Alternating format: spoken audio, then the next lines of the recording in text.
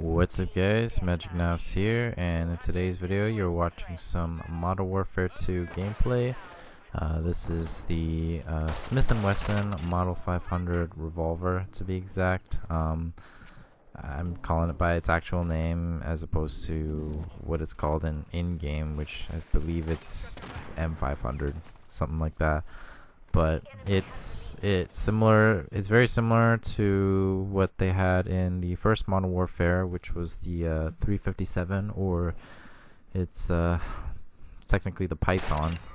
And comparing that to the one here in this game, I definitely like the Python better, just because you could do a little bit more with the Python as far as maximizing its range and its one-shot potential.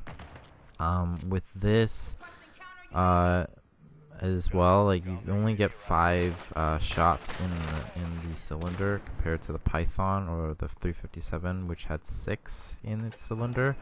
So I mean, that's, for me, it's like one extra shot you get before having to truly reload, because like with this, like you'll shoot 3 times before you have to reload, whereas with the Python you could shoot, you know, 4 times, right, before you truly had to reload, right? So just like, because one extra shot really can make the difference in dire situations, right? With something like this, which is basically a mini shotgun that you're running around with, you know. That said, like, despite that, like, if you can get around that with this, it's like you got a lot of speed, and you carry this with the riot shield on your back. You know, you can really like get some fast, you know, like up close and personal kills. So you can go pretty ham with this. Like if you want a shotgun style revolver, or like a mini shotgun, essentially, like this definitely like fulfills that. So overall pretty nice. And if you haven't noticed already, I am playing as Nicki Minaj. I just, you know, I thought it was so jokes that they made her an operator in this game, and you gotta admit she looks really good in this game. So just, I couldn't help but just decide to buy her as an operator in this game and play her a couple times. Yeah, because she looks pretty good. So just yeah, you'll see her a few times in the future for any future gameplay commentaries and such. So do look forward to that. But yeah, commentary topic today. Bringing some more tennis news. Team World, for the Laver Cup, they have won their second Laver Cup back to back. Pretty sweet stuff. John McEnroe is the captain. Obviously, is pretty happy right about now, and you know, much like Team World is, I'm sure. It's a shame for me, obviously, that Nick Kyrgios, for the second time, was not able to play this year, albeit this time was due to injury, a prolonged injury, which he's pretty much had for most of,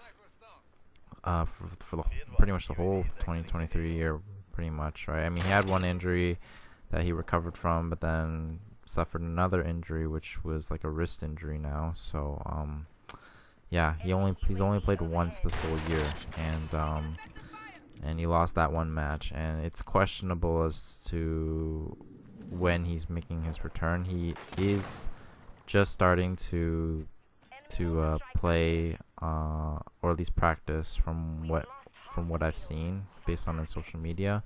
He's like slowly back on the courts, but I'm betting you like he's not coming back until probably like January of 2024, and just prepping for the Australian Open for next year. So yeah, but Team World didn't need him either way.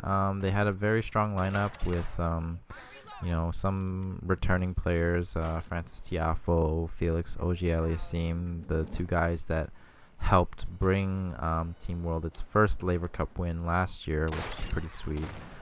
Thanks to them, they wouldn't have gotten it last year, honestly, right? And some new faces. I'm I'm not sure if Taylor Fritz was on the team last year, but I mean, he was on it this year, and he was a big help.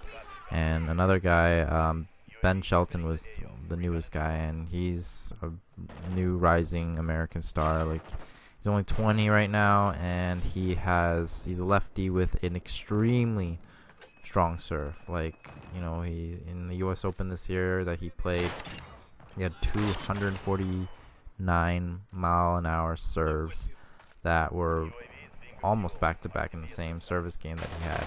But yeah, like, he was a big help for the team this year. Like, just yeah, he's like, for somebody his size, like, you know, normally you would expect Isner and Riley Opelka, who are super tall dudes that can serve that fast, and he's not even that tall or that big, so he's definitely got a bright future, especially with the serve being his biggest weapon for sure. So really nice that it was thanks to him he was able to help pull off the second Laver Cup win for Team World.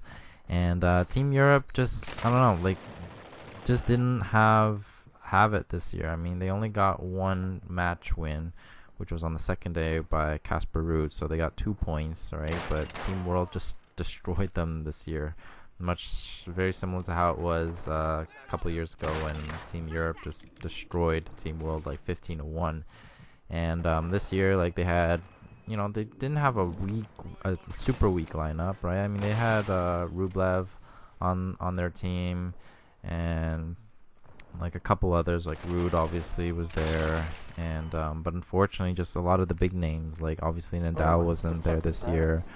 Djokovic, just, I don't know, he doesn't seem to like the Laver Cup all that much. I mean, he was there last year, and I think it was back in 2018 when he joined the team as well, but just a lot of the big Europe players, right, that we know of.